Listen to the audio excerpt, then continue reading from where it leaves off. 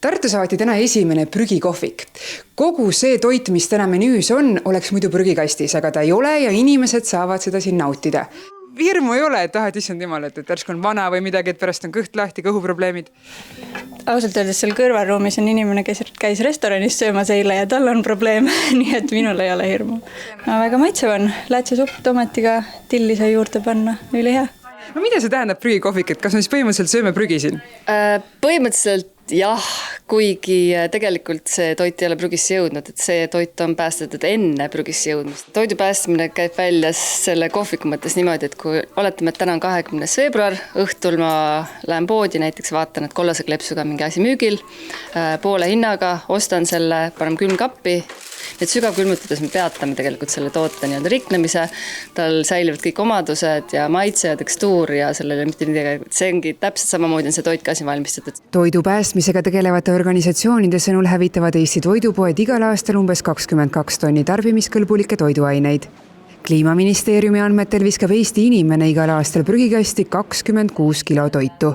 Prügikohviku eesmärk ongi tähelepanu juhtida sellele, et toit ei ole prügi.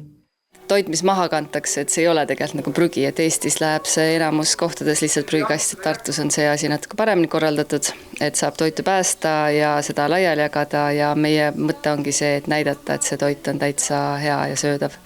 No lõunamenüü hind on 10 eurot ja selle eest saab siis läätsesuppi. Siin saab teha endale ühe wrappi, kuhu vahele saab pista erinevaid aedvilju ja magustoiduks on siis selline jogurti maius küpsisega. Peab maksma sellepärast, et me oleme siin rendi nagu pinnal, me peame maksma renti, et kuna meil endal ei ole mingit rahastust, siis see on see, millega me nagu tasume ära rendi ja samas tasuta toitu tegelikult inimesed eriti väärtust, et kui sa ikkagi midagi maksad, siis sa tunned, et sa nagu pead midagi saama, sa tegelikult saadki head toitu. Enne siia tulekut oli teil mõni eelarvamus ka? Ma ei oskagi öelda. Kõige paremad arvamused on vähemalt kirjutuste ja kõige järgi. Ja mul ei ole see esimene kord süüa. Päästetud toitu? Päästetud toitu. Aga kuidas supp maitseb? Oi, väga hea, see oli ka maitseline.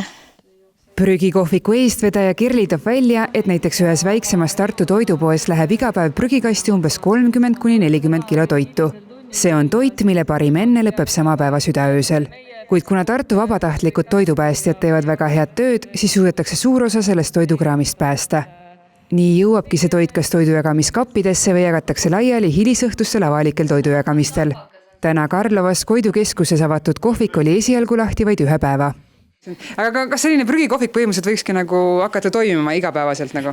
No see oleks, ma arvan, väga suur unistus.